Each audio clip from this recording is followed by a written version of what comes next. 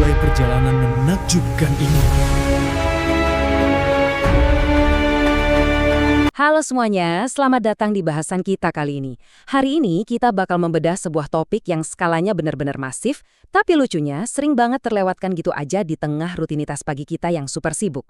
Kita akan ngomongin soal sebuah harta karun tersembunyi yang, percaya atau enggak, cuma butuh waktu 2 menit buat didapetin. Serius deh, cukup 2 menit.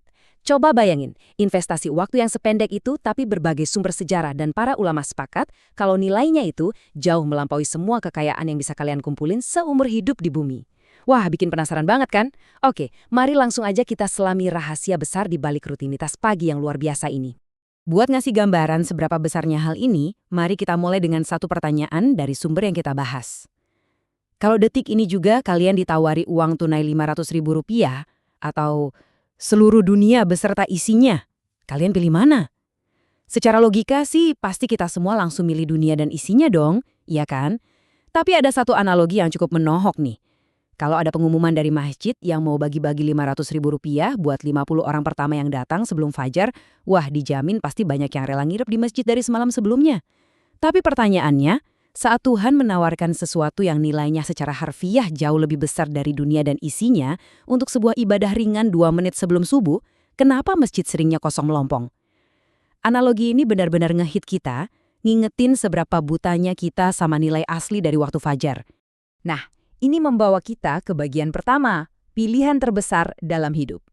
Yang lagi kita omongin ini adalah rutinitas 2 rakaat sholat sunnah sebelum sholat subuh, atau yang biasa kita kenal dengan qobliyah subuh. Dan ingat ya, ini bukan sekedar rutinitas bangun pagi biasa. Hadis-hadis yang paling sahih selalu menempatkan aktivitas super singkat ini di urutan teratas sebagai amalan yang paling berharga. Kontrasnya tuh gila banget. Di satu sisi ada dunia dan isinya, rumah mewah, mobil, karir impian, yang setiap hari kita kejar sampai banting tulang dan nguras abis energi. Di sisi lain cuma butuh 2 rakaat, usaha ringan yang nggak nyampe 2 menit, return on investment atau keuntungannya yang paling besar yang pernah ditawarin ke umat manusia. Klaim sebesar itu asalnya dari mana? Ya langsung dari kutipan Nabi Muhammad SAW. Beliau bersabda dengan sangat tegas kalau 2 rakaat sebelum subuh itu lebih baik dari dunia dan seisinya. Nah, apa sih maksudnya lebih baik di sini? Para ulama ngejelasin kalau ini bukan berarti kalian beres sholat terus tiba-tiba nemu tumpukan emas di depan rumah ya. Tapi ini soal pahala spiritual yang saking masifnya bisa menutupi lautan kesalahan dan dosa kita sehari-hari. Logikanya simpel, kalau kesalahan kita aja udah sebanyak isi bumi, kita butuh sesuatu yang nilainya lebih dari bumi buat nutupin itu semua kan? Dan amalan 2 menit inilah solusinya. Oke, lanjut ke bagian kedua, teladan sang nabi. Ngomong sih gampang ya, kalau ini tuh penting, tapi gimana bukti prakteknya? Fakta sejarah ngasih lihat betapa disiplinnya rutinitas ini dijaga. Ada satu cerita, waktu itu Nabi dan para sahabatnya, termasuk muazin beliau, Bilal, lagi dalam perjalanan jauh yang pastinya capek banget. Mereka istirahat malam dan Bilal ditugasin buat jaga. Saking lelahnya, Bilal ikutan ketiduran. Mereka semua baru bangun pas matahari udah terang benderang. Artinya waktu subuh udah lewat kan? Tapi alih-alih panik dan buru-buru sholat wajib, Nabi malah nyuruh Bilal azan. Dan dengan sangat tenang, beliau memprioritaskan 2 rakaat qobliyah subuh ini dulu. Poin yang harus banget kita garis bawahi di sini adalah dedikasi beliau. Coba dah pikirin, Nabi Muhammad itu kan jadwalnya padat banget, ngurusin umat, keluarga, sampai urusan kenegaraan. Tapi beliau hampir nggak pernah absen ngelakuin rutinitas 2 menit ini. Kalau sosok dengan tanggung jawab seberat itu aja, selalu make sure amalan ini nggak kelewat, bahkan pas kesiangan, berarti ini bukan anjuran biasa. Jelas ada rahasia dan kekuatan besar di baliknya yang sayang banget kalau kita cuekin. Sekarang, kita masuk ke bagian yang lebih praktis. Di bagian ketiga, rahasia surah yang dibaca. Terus gimana sih cara praktiknya biar sesuai sama panduan aslinya? Gampang banget kok. Di rakaat pertama setelah Al-Fatihah, kalian sangat disarankan baca surah Al-Kafirun. Atau ada juga rujukan dari Imam Ghazali buat baca surah Alam Nasroh. Terus di rakaat kedua bacanya surah Al-Ikhlas atau surah Alam Taro. Dari catatan sejarah tokoh-tokoh kayak Ibnu Umar dan Abu Hurairah, kombinasi inilah yang paling sering dipraktikkan sama Nabi. Jadi kita udah punya template siap pakai nih buat diterapin besok pagi. Dan ada satu prinsip penting yang perlu kalian ingat. Bikin sholatnya tetap ringan dan singkat aja. Catatan dari istri-istri Nabi kayak Aisyah dan Hafsah jelas banget bilang kalau beliau sengaja ngelakuin 2 rakaat ini dengan tempo yang cepat. Saking cepatnya, Aisyah sampai pernah bergumam keheranan. Kenapa begitu? Karena ibadah ini tuh emang didesain buat siapa aja. Dari anak-anak yang masih ngantuk mau berangkat sekolah, remaja, sampai orang dewasa yang buru-buru mau ngantor, semua bisa ngelakuin ini tanpa harus ngerusak jadwal pagi mereka. Nah, kita geser dikit bahas fisiknya di bagian keempat, manfaat medis dan kedamaian. Kita sering banget dengar kata keberkahan kan? Tapi di dunia nyata tuh wujudnya kayak gimana sih? Keberkahan di sini bisa diartikan sebagai fondasi kedamaian mental yang dalam banget. Pas kalian berdiri tenang di pagi hari sebelum masuk ke hiruk-pikuk dan stresnya jam sibuk, kalian tuh kayak naruh semua kecemasan kalian sejenak. Hati jadi lebih plong, otak dapat jeda yang jernih, dan ajaibnya, ini sering banget bikin hari kita terasa lebih mulus dan gampang dijalanin. Terus, lihat angka 60 plus ini. Ini penting banget. Ada temuan medis yang lumayan krusial terkait rutinitas pagi kita, terutama buat yang usianya 60 tahun ke atas.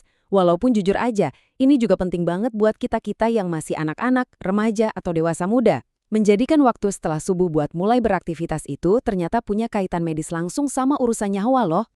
Berdasarkan pandangan medis dari Dr. R. Cahyono, tidur lagi sehabis subuh itu bahaya banget karena bisa ganggu peredaran darah ke otak dan jantung. Malahan, lonjakan kasus serangan jantung paling banyak terjadi di rentang waktu ini. Dan disinilah letak kejeniusannya. Coba deh perhatiin, rutinitas ini dilakukan tepat di saat udara pagi lagi kaya-kayanya sama oksigen murni atau O3. Secara medis, ngelakuin 2 rakaat ringan ini tuh ibarat melatih paru-paru dan jantung kita buat bersiap menghadapi aktivitas berat seharian. Ini adalah bentuk pemanasan sistem kardiovaskuler terbaik yang bisa kalian kasih buat tubuh kalian. Yang bikin makin takjub, ulama klasik sekelas Imam Ghazali juga punya wawasan yang sangat spesifik soal ini. Beliau nyatet kalau kebiasaan baca surah Alam Nashrah dan Alam Taros secara konsisten waktu subuh itu bisa jadi semacam perisai fisik yang luar biasa.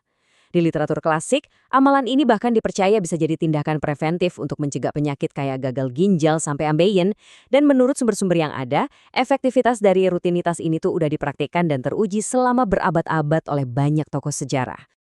Terakhir, mari kita masuk ke bagian kelima, cahaya di masa depan. Kalau tadi kita udah lihat manfaatnya buat fisik di dunia, sekarang kita bandingin sama investasi jangka panjangnya. Harta duniawi yang mati-matian kita kejar itu kan sifatnya sementara banget dan bikin capek luar biasa. Sebaliknya, ngerawat rutinitas 2 menit ini tuh secara harfiah ibarat kita lagi jadi arsitek spiritual. Kalian lagi nyusun bata demi bata buat ngebangun sebuah istana megah buat diri kalian sendiri di surga nanti. Tempat di mana nggak ada lagi yang namanya capek dan stres. Kenapa bisa gitu? Soalnya, sholat 2 menit di pagi hari ini adalah bagian pembuka dari jalur VIP 12 rakaat harian. 2 rakaat sebelum subuh, terus 4 sebelum zuhur, 2 setelahnya, 2 setelah maghrib, dan ditutup 2 rakaat setelah isya. Kalau rangkaian lengkap ini bisa kalian jaga terus, teks sejarah ngegaransi kalau ini adalah tiket pasti buat dapetin rumah mewah di kehidupan selanjutnya. Dan subuh adalah pintu gerbangnya. Nggak berhenti di situ aja, ada satu konsep lagi yang menurutku merinding sih dengarnya. Bayangin, nanti di hari kiamat, saat umat manusia kebingungan dalam kondisi yang super gelap, di momen kritis itu, semua amalan kecil yang kita lakuin diem-diem, kayak bangun 2 menit di pagi buta waktu orang lain masih pada tidur, itu bakal berubah wujud. Dia bukan lagi sekedar gerakan sholat, tapi bakal berubah jadi cahaya terang yang secara fisik nuntun langkah kalian menuju keselamatan. Merinding gak sih? Jadi pada akhirnya, pertanyaannya balik lagi ke kalian nih setelah tahu gambaran besarnya, dari dapat oksigen murni buat pemanasan kardiovaskular paru-paru dan jantung yang optimal, pikiran yang lebih tenang, bebas stres sebelum kerja, sampai jaminan cahaya penuntun dan istana di surga, akankah besok pagi kalian tetap biarin harta karun terbesar ini lepas gitu aja, demi tidur 5 menit lagi? Atau kalian bakal milih buat bangun dan mengklaim 2 menit paling berharga dalam hidup kalian? Coba direnungkan ya. Makasih banyak udah ngikutin penjelasan materi kita kali ini, dan sampai jumpa di bahasan seru lainnya. Thank you for watching. Don't forget to subscribe, like, and leave a comment. And be sure to ring the bell so you won't miss the next video, friends. Wassalam.